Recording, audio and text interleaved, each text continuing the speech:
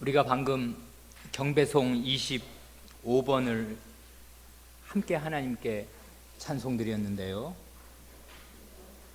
이 찬송을 전심으로 부르셨다면은 오늘 우리가 함께 배울 대우리문답 103문, 104문을 다 배운 것과 진배 없겠습니다.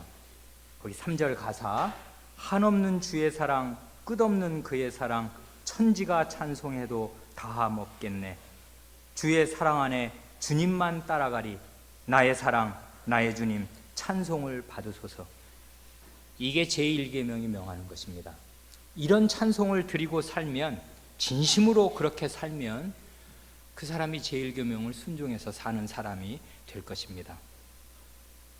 오늘은 대우리문답 103문과 104문을 함께 잇따라 고백하면서 제1계명이 명하는 것이 무엇인가를 함께 상고하겠습니다. 고백하기 전에 이 104문의 답에서 그 몇 가지 사소하게 교정할 것들, 우리 교우분들이 공유하는 카카오톡 메시지로 어젯밤에 드렸는데 대부분의 교우분들은 받으셨을 줄로 믿습니다만은 안 받으신 분이 한 분이라도 계시면 그분도 귀한 성도니까요. 아주 간단하게 한 번만 쭉 불러드리고 교정된 본문으로 낭독하기로 합니다. 거기 201쪽에 그 둘째 줄에 각주 465번이 달려있는 그 경배하고를, 그 앞부분에도 경배하고라는 말이 나오는데 그 말과 다른 단어니까 단어를 바꾸어서 그 465번 단어를 경배하고를 숭배하고, 경자를 숭자 한 글자로 바꿉니다. 두 번째로는 그 다음 줄 셋째 줄에 그 각주 468번에 달린 바라고, 이 말을 사모하고로 바꾸고요. 그 다음 469번에 두려워하며, 뭐 이대로 좋습니다마는 우리에게 익숙하고 성경의 번역어를 따라서 경외하며로 바꿉니다. 그 다음 한쪽 넘어가서 202쪽의 셋째 줄, 그 하나님의 이름을 불러 하는 것을 하나님의 이름을 부르고 하고 쉼표를 찍고요. 셋째 줄 마지막에 모든 찬송과 감사를 드리고 하는데 그 드리고의 고자를 드리며 이렇게 바꾸고, 마지막으로 그 넷째 줄에 그 전인으로서 모든 순종과 순복을 이렇게 할 때 전인으로서 다음에 하나님께를 넣습니다. 그리고 전인으로서 하나님께 모든 순종과 순복을, 자, 이렇게 고친다고 알려드렸습니다. 고친 본문으로 우리 103문, 104문을 함께 낭독하겠습니다. 103문, 제1계명이 무엇입니까? 답, 제1계명은 너는 나 외에는 다른 신들을 내게 있게 말지니라 하신 것입니다. 이제 그 다음 104문인데요. 104문에는 낭독할 때 리듬을 타야 하는데 리듬이 있습니다. 뭐냐면 하나님을 뭐하고 뭐하고 뭐뭐하며, 하나님을 뭐뭐하며, 이게 하나의 단위입니다. 그걸 기억하시고 낭독하시면 좋겠습니다. 103문, 제1계명이 명하는 것은 무엇입니까? 답, 제1계명이 명하는 것은 하나님께서 유일하고 참되신 하나님이시고 우리의 하나님이심을 알고 인정하며 그에 합당하게 하나님을 경배하고 영어롭게 하라는 것입니다. 그러므로 우리는 하나님을 생각하고 묵상하고 기억하고 높이고 공경하고 숭배하고 택하고 사랑하고 사모하고 경외하며 하나님을 믿으며 하나님을 의지하고 소망하고 기뻐하고 즐거워하며 하나님을 위하여 열심을 품으며 하나님의 이름을 부르고 모든 찬송과 감사를 드리며 전인으로서 하나님께 모든 순종과 순복을 드리며 하나님을 기쁘시게 하려고 모든 일에 주의하고 무슨 일이든 하나님께서 미워하시는 일을 슬퍼하고 겸손히 하나님과 동행해야 합니다.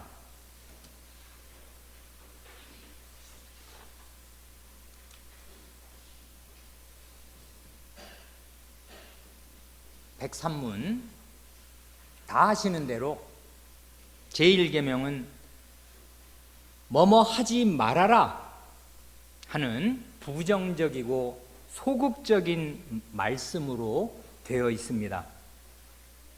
이렇게 뭐뭐 하지 말아라 하는 부정적인 말씀으로 되어 있는 계명은 언제든지 그 반대에 뭐뭐 해라 하는 긍정적인 짝을 그 안에 가지고 있다고 우리가 배웠습니다.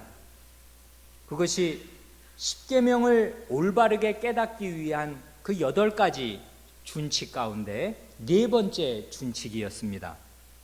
그건 긴데 핵심을 간추리면 4번째 준칙은 어떤 죄를 금할 때 그것과 반대되는 의무를 명하신다 하는 것 아니었습니까?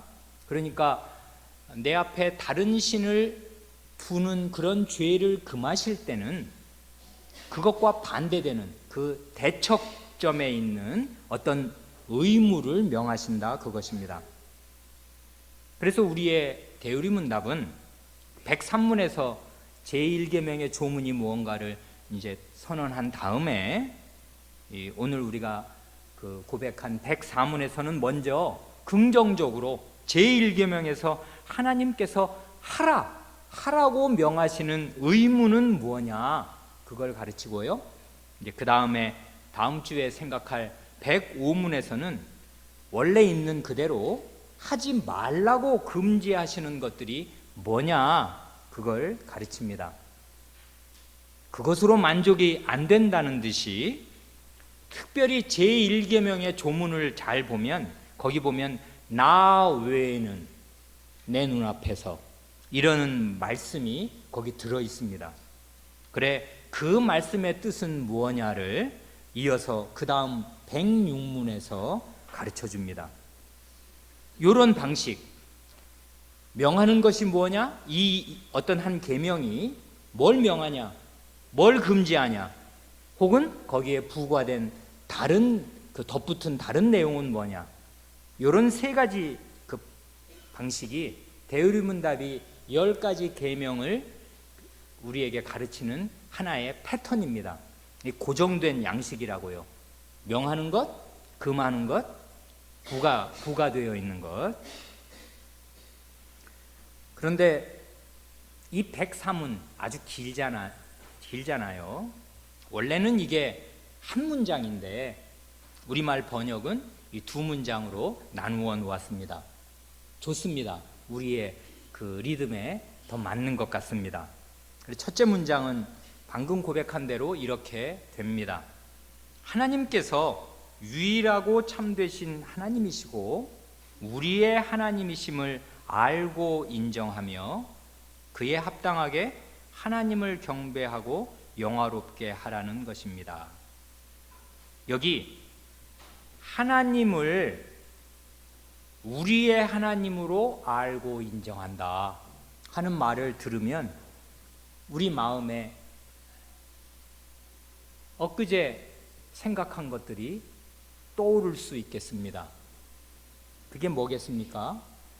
이 제1계명은 10계명의 머릿말 전문이라고 하는 거, 10계명의 머릿말에서 하신 말씀에 기초를 두고 있다 하는 것을 알게 됩니다. 10계명의 머릿말이 뭐였습니까? 출애굽기 20장 2절 말씀, 나는 너를 애굽 땅 종되었던 집에서 인도하여 낸 여호와 너의 하나님이로라. 핵심을 간추리면 나는 여호와 너의 하나님이다. 혹은 나는 너의 하나님 여호와다 하시는 말씀이 그 십계명의 머릿말입니다. 그렇죠? 그 10마디 말씀의 기초가 되면서 당연히 제일 첫 계명, 제1계명의 기초가 됩니다. 나는 너의 하나님이야. 나는 네의 하나님이야. 라고 말씀하시니까 그 하나님을 나의 하나님, 우리 하나님으로 고백하고 나의 하나님, 우리 하나님으로 모십니다. 그게 1계명이 명하는 것이라고요. 이게 말이 쉽지. 나는 여호와 너의 하나님이라는 말이 뭐겠습니까? 우리가 지지난 시간인가 공들여 생각했지 않습니까? 나는 너의 하나님이라 할 때 나는 하나님이다 그러면 하나님이라는 말은 그 엘로힘이라는 말은 창조주시고 대주제시다 그 말인데요. 그런 지극히 높으신 분이 이 우주와 만물을 다 지으시면서 다스리시는 그 어마어마한 능력을 발휘하시는 바로 그분이 나의 하나님이 되시려고 나와 개인적인 관계 혹은 언약 공동체와 집단적인 관계, 그러면서도 이게 배타적인 관계라고요. 다른 백성들은 아닙니다. 이 백성만 하나님의 백성입니다. 온 인류가 하나님 백성 되는 일은 없어요. 언제든지 하나님의 백성은 온 인류에 비해서는 수가 작습니다. 그 중에 일부만 하나님의 백성이 된다고요. 왜 그런 일이 일어나나? 하나님께서 어떤 사람을 택하셔서 자신과 배타적인 관계, 자기 백성, 내가 너의 하나님이야, 너는 내 백성이야 하는 관계를 맺으시려고 여호와가 되신 것입니다. 그러니까 이 말을 달리 표현하면은 하나님 엘로힘이라는 말은 이 천지의 주, 왕 이런 뜻인데 주이신 분이 구주가 되십니다. 창조주이신 분이 구원자가 되십니다. 엘로힘이 야훼가 되십니다. 그래 야훼 엘로힘, 여호와 하나님이라는 말이 그냥 완전히 맨날 붙어 나오는 것입니다. 왜요? 그 크신 하나님이 바로 나의 하나님이 되시려고 이렇게 되신 것입니다. 이런 분은 말하자면 주와 구주가 되셔서 천지 만물을 지으시고 다스리시면서 나를 구원하여 주신, 우리를 구원하여 주신 이분은 과연 유일하고 참되신 분입니다. 그분은 유일하십니다. 우주와 만물을 창조하시고 다스리시는 분도 그분 한 분입니다. 유일합니다. 다른 창조주 없습니다. 이 많은 이 풀과 나무며 하늘이며 땅이며 바다며 물고기며 새들이며 이런 것들이 저절로 생겨났다고요? 그것은 여러분이 차고 다니는 시계가 어디 광산에서 저기 철광석이 굴고 굴러서 수백억 년을 구른 끝에 이렇게 시침, 초침, 분침이 다 있으면서 이렇게 태엽을 가지고서 정교하게 맞물려져서 오늘 내 손에 들어오게 됐다. 저절로 한 몇백억 년 지나니까 이렇게 되대. 거기 있는 철광석이 깎여가지고 시침도 되고 분침도 되고, 이런 말 믿는 것보다 더 어리석은 일입니다. 그렇지 않습니까? 어떻게 이 모든 것이 저절로 진화 과정에서 생긴다는 말입니까? 유일하신 그분이 만들어내셨습니다. 그런데다가 그분이 나의 구원자까지 되어 주시니 정말 이분은 상천하지에 위로는 하늘에 아래로는 땅에 유일무이하신 분입니다. 그분은 또한 참되신 분입니다. 여호와 하나님이 나의 주와 구주가 되신다는 거, 참된 주님이요 참된 구주가 되신다는 거, 이것이 참된 사실이고 이것이 틀림없는 사실입니다. 그러니까요, 이 세상에서 가장 큰 거짓말, 가장 악질적인 거짓말 경연대회를 해가지고 단 하나를 뽑아야 한다면, 가장 악질적이고 가장 거대한 거짓말은 하나님이 안 계시다 하는 거짓말이고요, 하나님이 나의 구원자, 우리의 구원자가 아니다 하는 말입니다.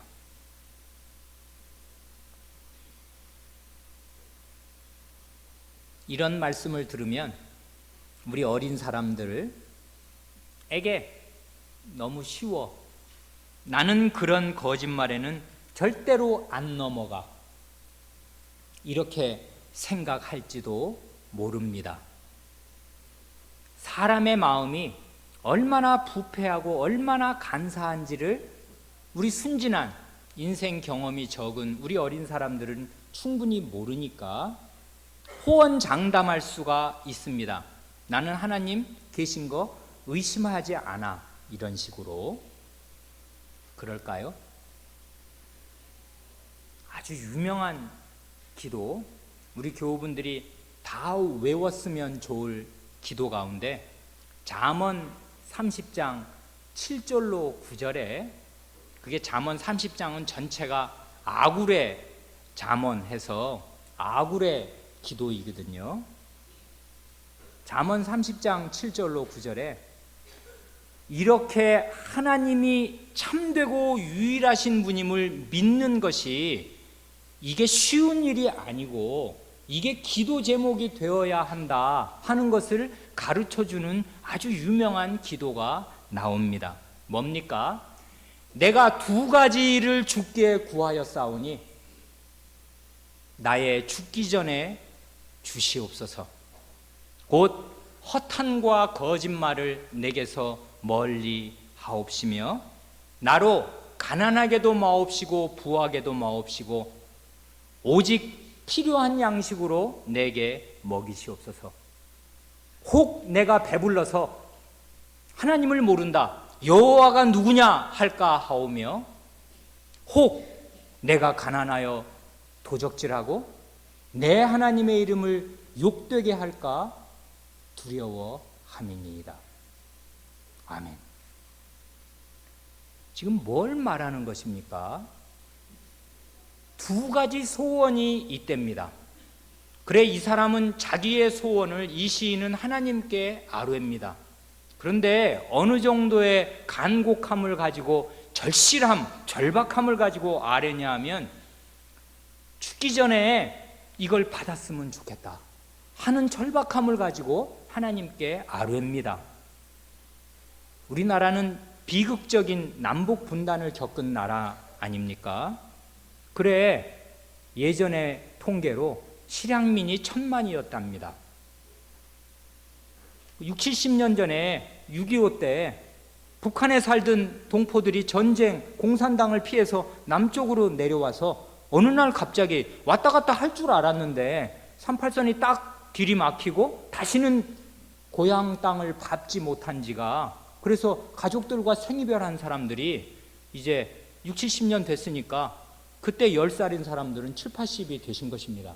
돌아가신 분도 많고 여전히 살아있는 사람들 중에 내 죽기 전에 한 가지 소원이 있다면 고향 땅 밟아보고 싶고 고향 음식 먹으면서 우리 친척 만나보고 싶다. 그게 이산가족 상봉이 그 사람들 노래고 소원 아닙니까? 이게 죽기 전에 주시옵소서 하는 소원의 절박함을 담은 게 그런 거 비슷한 것입니다.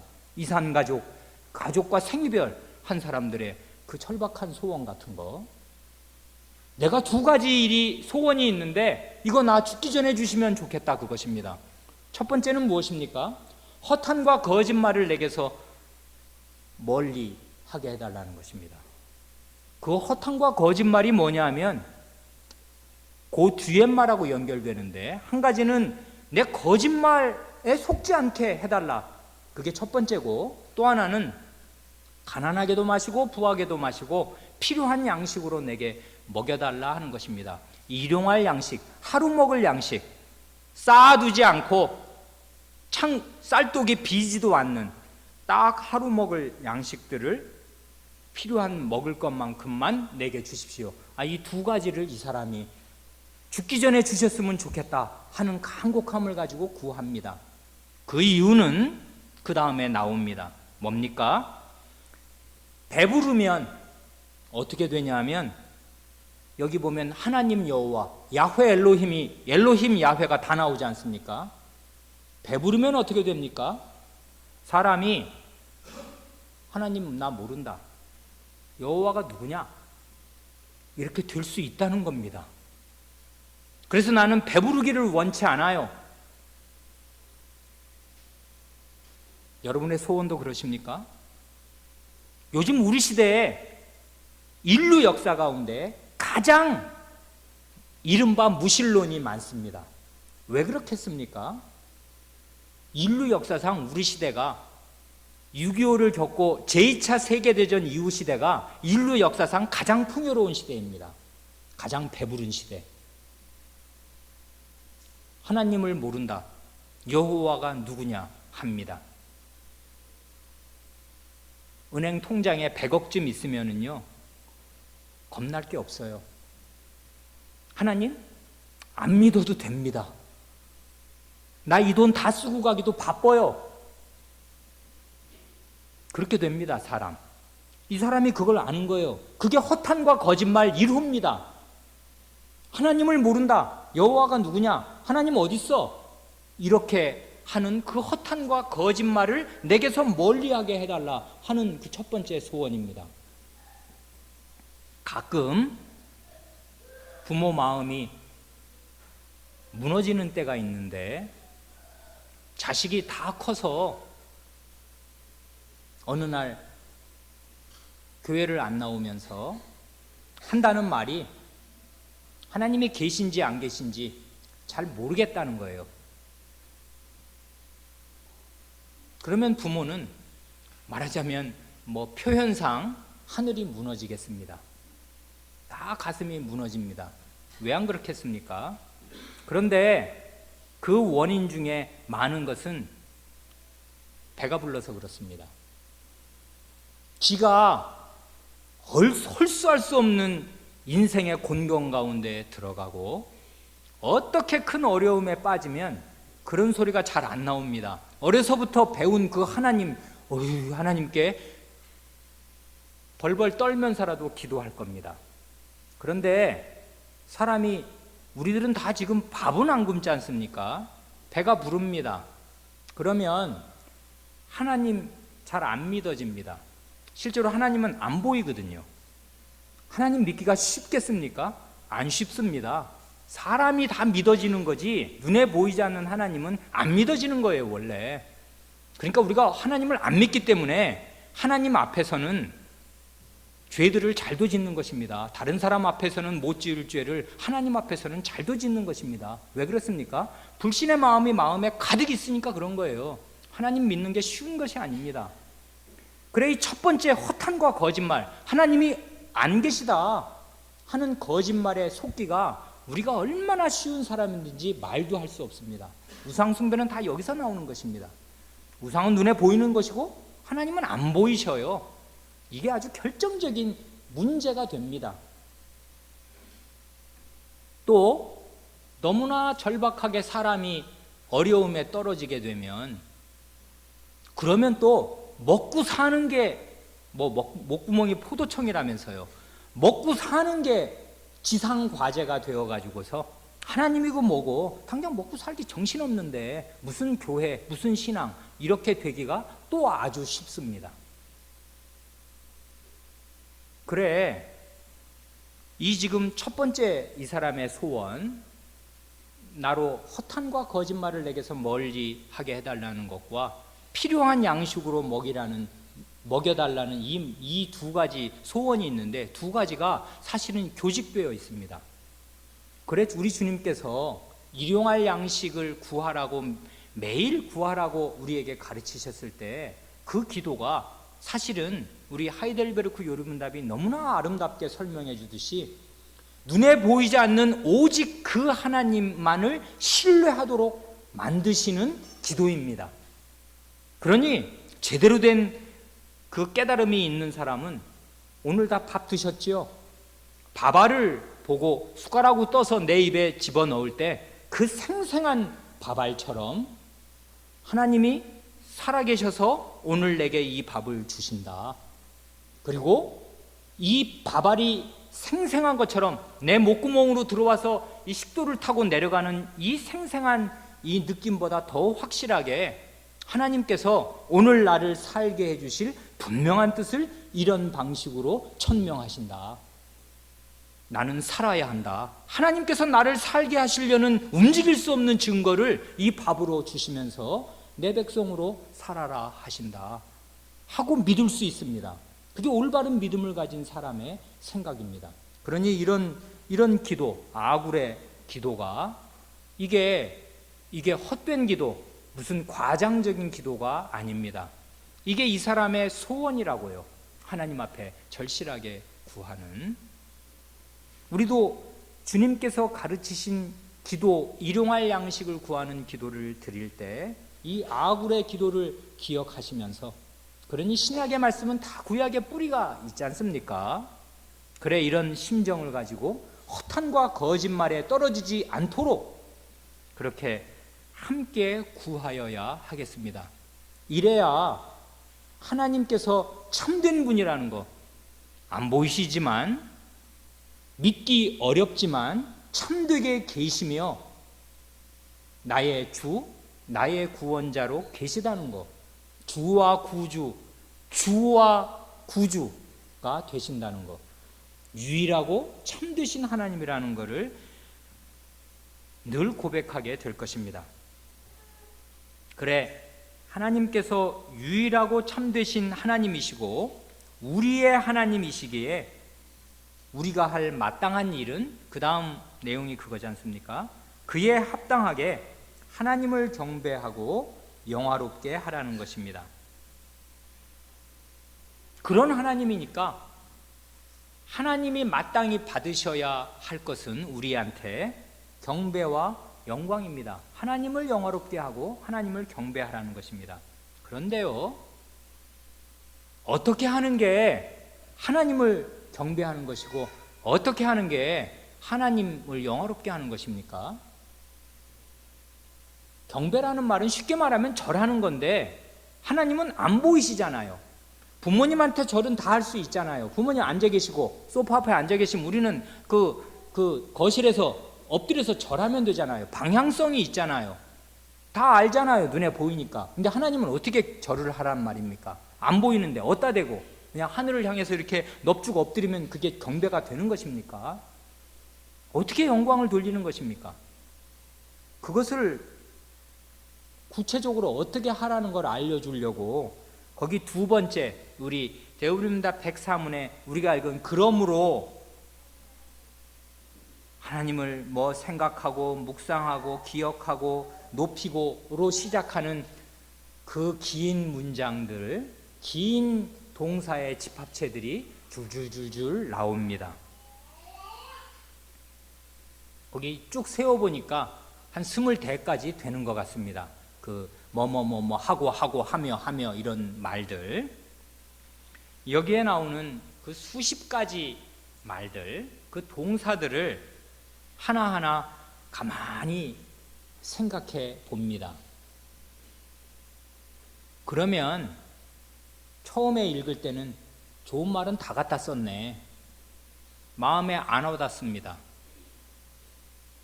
뭐 어떻게 하라는 거야 도대체가. 그런데 잘 생각하면 여기 나오는 그 무수한 20몇 가지 말들이 거의 다 뭐에 관한 말들인 거를 알 수 있냐면 다 마음에 관한 말들인 것을 알게 됩니다. 중요한 건 마음이라고요. 하나님은 우리의 마음을 요구하십니다. 네 마음을 달라고 하십니다. 제1계명에서 요구하시는 것은 나의 마음이에요. 우리의 마음이라고요. 그래, 잠언, 우리가 오늘 본문으로 읽은 그 말씀 23장 26절 말씀, 내 아들아 하나님이 우리의 아버지로서 이렇게 말씀하시는 그 말씀으로 내 아들아 내 마음을 내게 주며 내 눈으로 내 길을 즐거워할지어다. 내 마음을 내게 다오 이렇게 말씀하십니다. 공자도요. 공자의 언행을 기록한 제자들이 모아서 기록한 책이 그 논어지 않습니까? 공자의 언행록. 논어에도 비슷한 말이 있습니다. 심부재언이면 시불견하고 청이불문하고 시기부지김이니라. 자왈 공자가 말하기를 심부재언이면 마음에 없으면 시불견 보아도 보이지 않고 청이불문 들어도 들리지 않고 시기부지김이 먹어도 그 맛을 모르나니라. 정말 그렇지 않습니까? 마음이 없으면은요 보아도 안 보입니다. 성경을 읽습니다. 예배 자리에 와서 이렇게 다른 교인들 또 뭐 목사가 이렇게 설교하고 이러는 것들을 다 봅니다. 그런데 마음이 없으면 정말 봐야 될 게 안 보입니다. 성경을 열심히 읽는데 눈으로 읽는데 거기서 하나님의 사랑이 안 보여요. 마음이 없으면. 강설을 듣습니다. 들어요. 그런데 안 들립니다. 하나님의 사랑의 음성이 안 들려요. 마음이 없으면 먹습니다. 그런데 뭔 맛인가 맛을 몰라요. 심지어 성찬의 떡과 포도주를 먹고 마셔서 입으로 맛보는데 그 맛을 몰라요. 무슨 맛이요? 거기에 어떤 하나님의 사랑이 배어 있는가를 모릅니다. 마음이 없으면. 그래, 여기 뭐 줄줄이 나오는 그 말들, 하나님을 믿으며 의지하고 소망하고 기뻐하고 즐거워하고 열심을 품고 등등등등등등 뭐뭐뭐 하는 말들은 결국 우리의 마음을 요구하는데요. 이건 결국 우리의 사랑을 요구하는 것과 똑같은 것입니다.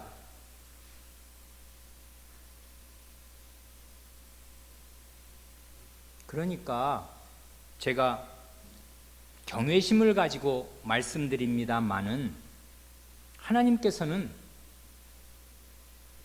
이게 참 황송한 일인데요. 우리 사람의 사랑에 목말라 하십니다. 이게 사실이에요. 1계명이 그것을 잊을 수 없이 보여줍니다.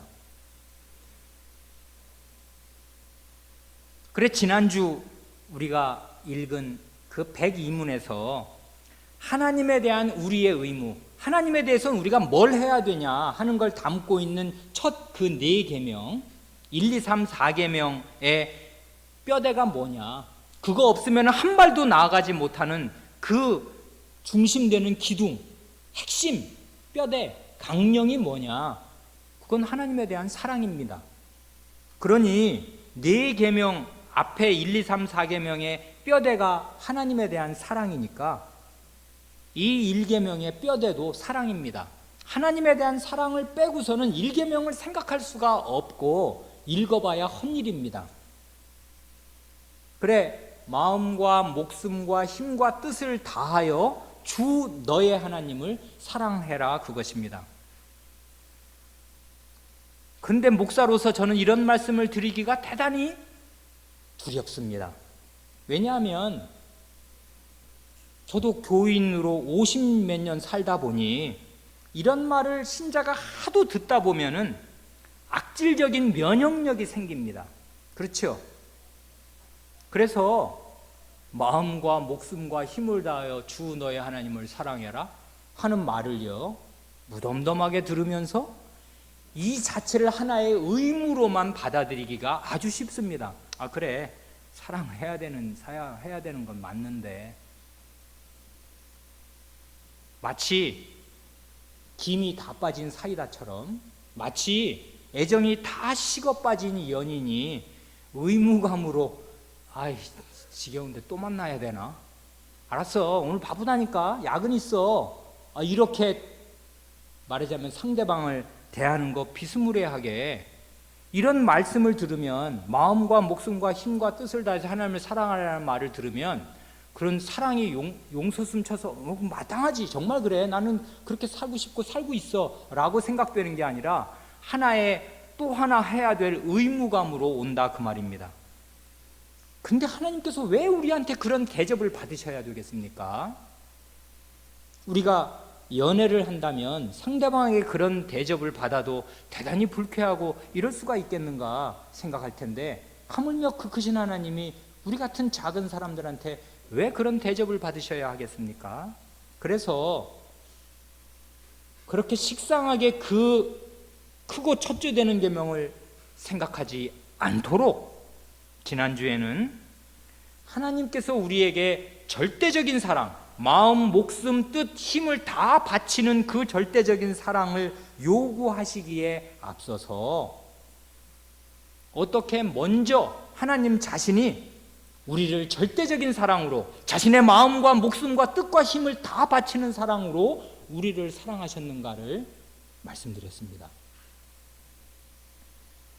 출애굽의 어린 양의 피가 이스라엘 백성들에게 뭘 뜻하는가 우리가 모를 수가 없고, 그거 없으면 이 사람들 다 죽는 겁니다. 맏아들이 죽으면 그 집안 무너지는 것입니다. 특히 과거에는. 그리고 애가 죽고 나면 출애굽이 무슨 기쁨이 되겠습니까? 초상이지.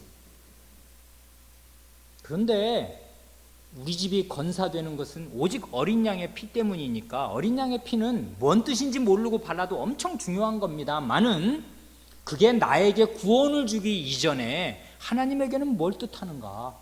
그 어린 양의 피라는 게, 하나님은 그 제도를 명하시면서 어떤 사랑과 어떤 자기 희생을 마음에 담고서 그걸 하라고 그 규례를 정하셨나 하는 걸 생각했고요. 제2의 출애굽이라고 할 바벨론 포로에서 구출하실 때 하나님의 입으로 내가 내 마음과 목숨을 다 건다 라고 말씀하신 사실을 보았습니다. 그리고 그게 말뿐인 것이 아니고 그리스도의 십자가에서 어떻게 부인할 수 없이 아드님의 피를 뿌리셨는가, 그런 걸 우리가 생각하였습니다. 하나님의 마음과 목숨과 뜻과 힘을 다하여 우리를 사랑하시면서 우리의 사랑받기를 원하신다는 거, 이거 헛된 말이 아닙니다. 요즘 아이들 하는 말로 이게 허튼, 그러니까 간단한 얘기가 아니라고요. 그래 심지어 교회를 가리켜 하나님이 자기 피로 사신 교회라고 사도는 말합니다. 하나님의 피. 그래 오늘 우리가 그 읽은 누가복음, 지난주에도 본문으로 읽고 이번 주에도 같이 읽었습니다. 누가복음 14장 25절로 27절 그 이하에 쭉, 14장 25절 이하에 쭉 기록된 그 말씀, 흔히 제자도 제자의 길이라고 가르치는 그 말씀은 사실은 일계명을 부연한 것일 따름입니다. 이렇게 주님께서 말씀하십니다. 허다한 무리가 함께 갈새, 허다한 무리, 굉장히 많은 무리가 예수님을 따라옵니다. 왜냐하면 떡고물이 떨어지거든요. 신기한 일을 많이 보고 아픈 사람은 다 낫고 그 다음에 좋은 말씀도 듣고, 그러니까 많이들 옵니다. 구름 같은 사람들이 예수님 가는 곳에 운집합니다. 그런데 예수님이 돌아보십니다. 돌이키신다고요. 돌아봐요, 무리를. 그러면서 말씀하십니다. 무릇 이건 누구든지 내게 오는 자가 자기 부모와 처자와 형제와 자매 및 자기 목숨까지 미워하지 아니하면 능히 나의 제자가 되지 못하고, 두 가지를 함께 말씀하신 것 같습니다. 지금 부모, 처자, 형제, 자매, 이건 예나 지금이나 옛날이면 더더욱이 더 그렇고요. 요즘같이 정말 뿔뿔이 흩어진 모래알 같은 개인주의가 극성하는 우리 시대에도 부모, 형제, 처자, 자매, 이것은 제일 가까운 사람들 아닙니까? 그걸 위해서 우리가 밤낮 애쓰고 힘쓰고 돈 벌고 아침부터 저녁까지 애쓰고 맨날 살림하고 그러는 거 아닙니까? 그런 대상들, 이런 사람들을 미워하지 아니하면 나의 제자가 되지 못한다고 하셨을 때, 이것은 지금 미워한다는 게 맨날 뭐 부모한테 함부로 하고 자식을 미워하고 이런 사람을 말하는 게 아니라 상대적인 개념이라는 거 아실 것입니다. 주님이 있고 부모 형제가 있고, 주님이 계시고 처자가 있고, 주님이 계시고 형제자매가 있고 할 때, 형제자매나 부모나 처자가 주님보다 더 내 마음을 많이 차지하면 그런 사람은 나의 제자는 못 된다 하시는 것입니다.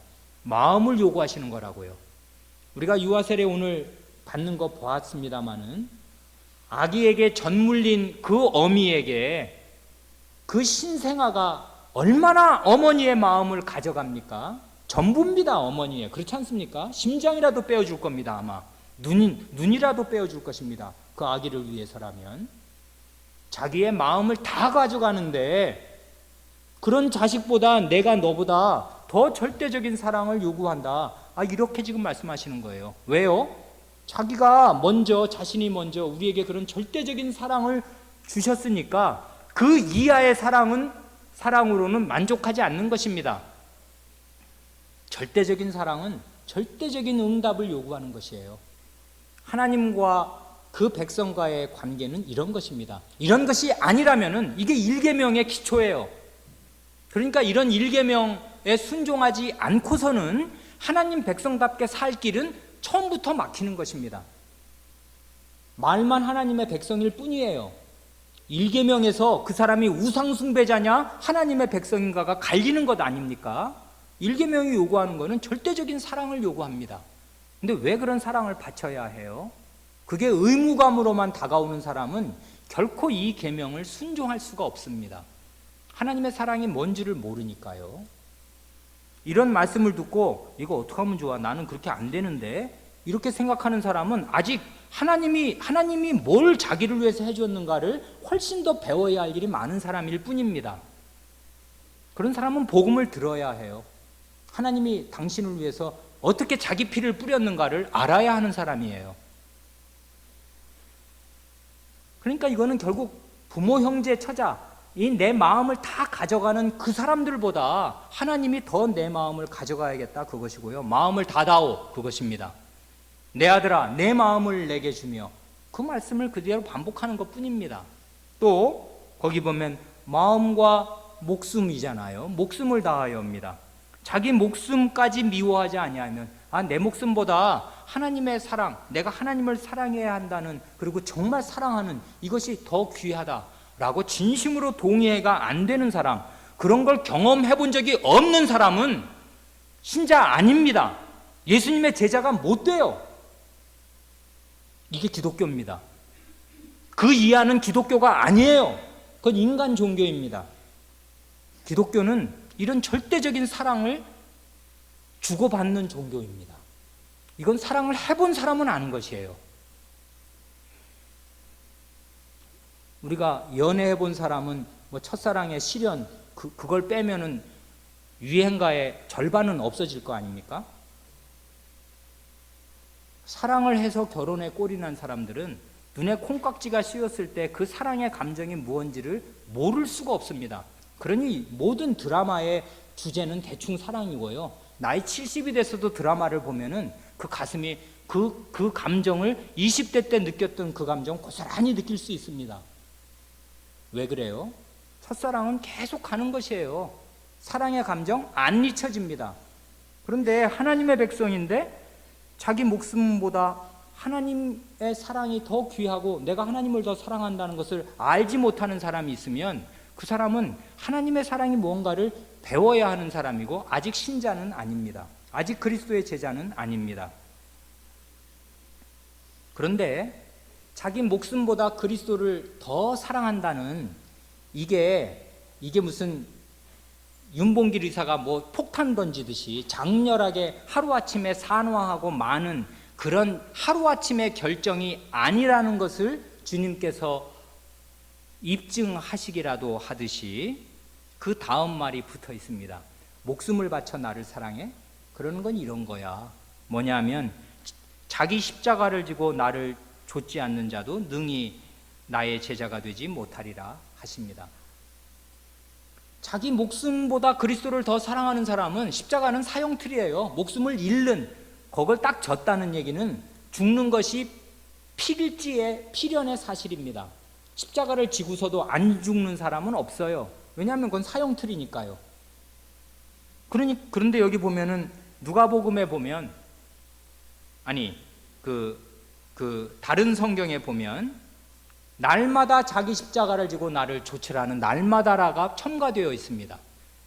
그래, 자기 목숨보다 더 그리스도를 사랑해야 되는 이 사실이 날마다 자기 십자가를 지는 사실로 확증되어야 그게 참 사랑이다, 그 말이 될 것입니다.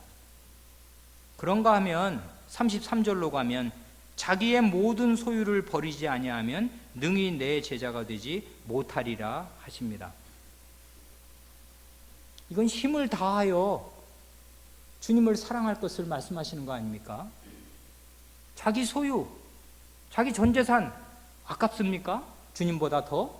그런 사람은 주님의 제자는 못 됩니다. 신자는 못 됩니다. 그저 허다한 군중, 주님께 뭘 떡고물이 떨어질까 해서 주님을 따라오는 제자가 아닌 허다한 군중 가운데 한 사람으로 늘 왔다 갔다 교회를 밟다가, 교회 마당을 밟다가 예수님께서 정색을 하고 돌아보시면서 하시는 이 말씀에 딱 걸려서 그 문턱을 넘지 못하고 허다한 군중 속에 매몰되어서 영원한 멸망으로 갈 사람일 뿐입니다. 하나님의 백성은 이 요구가 뭔지를 압니다. 이게 제1계명의 요구예요. 이 계명에 순종하지 않고서 하나님의 백성 되는 길은 없습니다. 이 계명, 주님께서 원하시는 이 제자의 도를 걷지 않으면서 신자가 되는 길은 없습니다. 그러니 이것은 대단히 말하자면 엄청나고 엄중한 것입니다. 그런데 그게 무슨 철통 같은, 태산 같은 의무감으로가 아니라, 야, 이런 사랑의 요구가 다 있나? 내 전체를 요구하시네? 내 마음, 이거 어디다 쓰시려고? 하나님이 자신의 그 큰 마음을 다 나를 위해서 쏟으시고서는 내가 너를 이렇게 전심으로 사랑하니 너도 네 마음 전체를 나에게 다오. 내가 내 재산 전부를 너한테 주니 너도 네 재산 전부를 나한테 다오. 내가 다른 모든 내 아들까지 너를 위해서 주니 너도 내 아들보다 나를 더 사랑해다오. 이렇게 말씀하시는 거 아니에요? 이 사랑이 뭔지를 모르면 그게 어떻게 구약의 하나님의 백성이며 그게 어떻게 신약의 신자이겠습니까? 이게 기독교입니다. 이게 신자입니다. 이게 하나님의 백성입니다. 이게 1계명입니다. 여기서 다른 모든 계명이 출발합니다. 제1계명은 다른 9가지 모든 계명의 확고부동한 기초입니다. 부모를 경외하라는 거, 공경하라는 거, 살인, 간음, 탐욕, 다른 어떤 것도 다 이 계명을 온전하게 지키지 않으면 결코 지켜지지 않습니다. 하나님을 전심으로 사랑하는데 다른 모든 계명을 지키는 가능성이 열립니다. 그래, 이 계명이 그 별다른 계명이 아니라는 거, 신명기에 이런 말씀이 있습니다. 신명기 13장 6절로 11절. 여기 주님께서 여기 보면 물은 내게 오는 자가 자기 부모, 처자, 형제, 자매를 미워하지 아니하면 내 제자가 되지 못한다. 무슨 이런 말씀을 다 하시나 생각할지 모르지만은 절대적인 사랑으로 우리를 사랑하신 하나님께서 신명기에서 13장 6절로 11절에서 이렇게 말씀하십니다. 우리 주님 예수 그리스도와 똑같은 말씀을 하신다고요. 신명기 13장 6절, 내 동복 형제나 내 자녀나 내 품의 아내나 너와 생명을 함께하는 친구가, 여기 보면 형제, 자녀, 아내니까 처자가 나오고요. 그 다음에 부모는 빠졌는데 형제가 나오면서 부모 대신에 생명을 함께하는 친구가 들어갔습니다. 친구 따라 강남 가니까요. 엄청 친구가 중요하지 않습니까? 생명을 함께하는 친구입니다.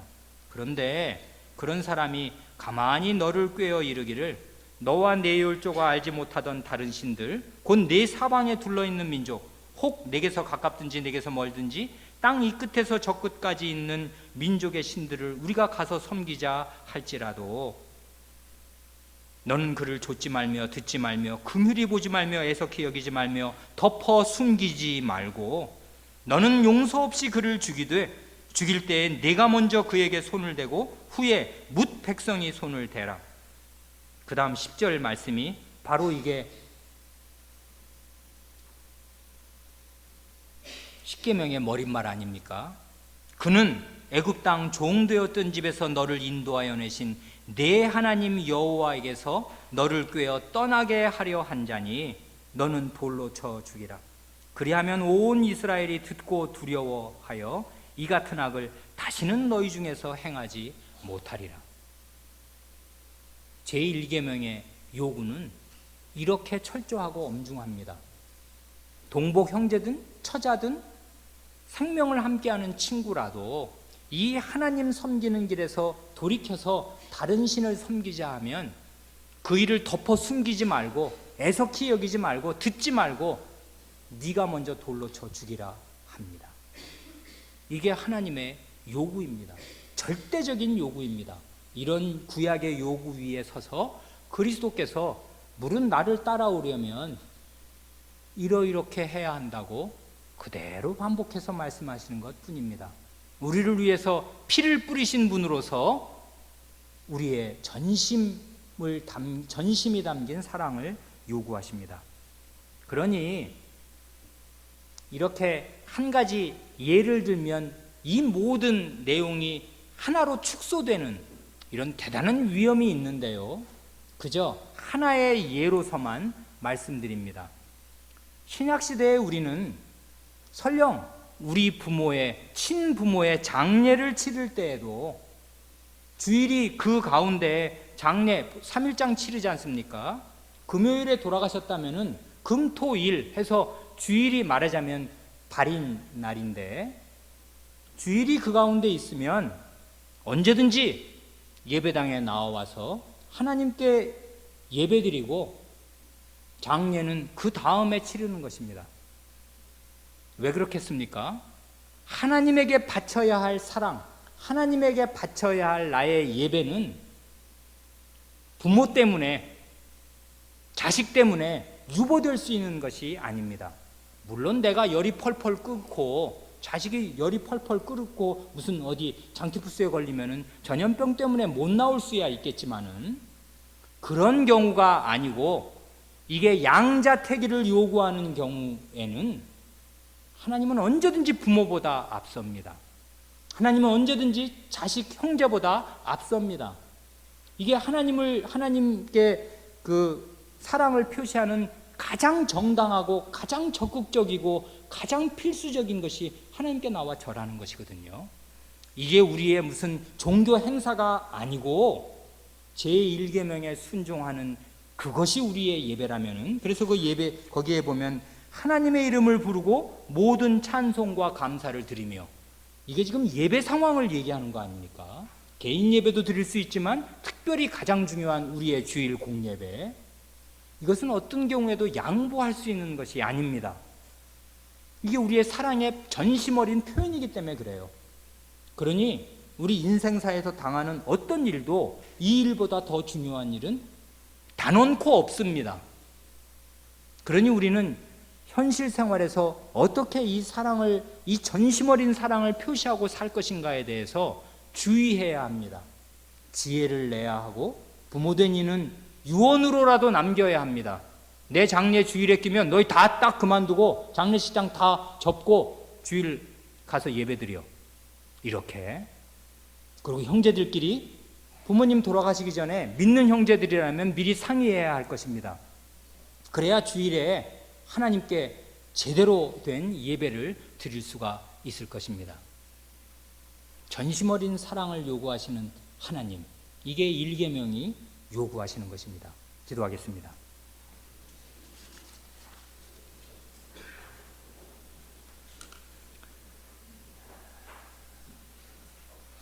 하나님 아버지, 우주보다 크신 그 하나님께서 이렇게 좁쌀만한 우주의 티끌 같은 저희 한 사람 한 사람을 사랑하시되 자신의 모든 것을 걸고 사랑하시며 저희의 마음을 찾으시고 저희의 마음을 달라 하시오니 이 사실이 너무도 기이하고 커서 저희는 많은 경우에 다 실감하지를 못하오며 그러므로 하나님의 사랑을 충분히 체감하지도 못할 뿐더러 저희의 작은 마음은 늘 분산되고 지리멸렬하여서 다른 잡다한 사금파리 같은 것들을 줬는데 마음을 다 빼앗기기가 일수인 줄을 주님께서 아시옵니다. 그러므로 주님, 복음의 말씀으로 하나님의 사랑이 어떻게 저희 위에 부음받은지를 성신으로 말미암아 깨우쳐 주셔서 저희가 참된 하나님의 백성이요 참된 신자로 살 수 있게 하여 주시옵소서.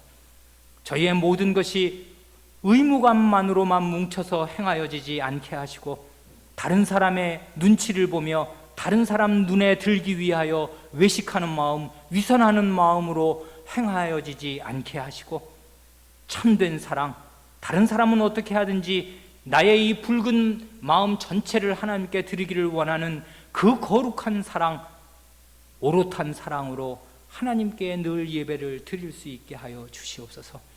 저희의 찬송에 저희의 마음 전체가 담기게 하시고 저희의 생명 전체를 얹어서 하나님께 늘 드릴 수 있게 하시옵소서. 저희의 예배가 저희의 전부가 걸리는 예배가 될 수 있게 하여 주시옵소서. 그리하여 하나님께서 전체를 저희에게 주셨듯이 언제든지 남김없는 전부를 저희로부터 받으시옵소서. 그리하여 하나님과 저희 사이에 언제든지 전부를 주고받는 사랑이 늘 오가게 하시며 이러한 사랑이 영원히 지속되게 하시옵소서. 우리 구주 예수님의 이름으로 기도하옵니다. 아멘.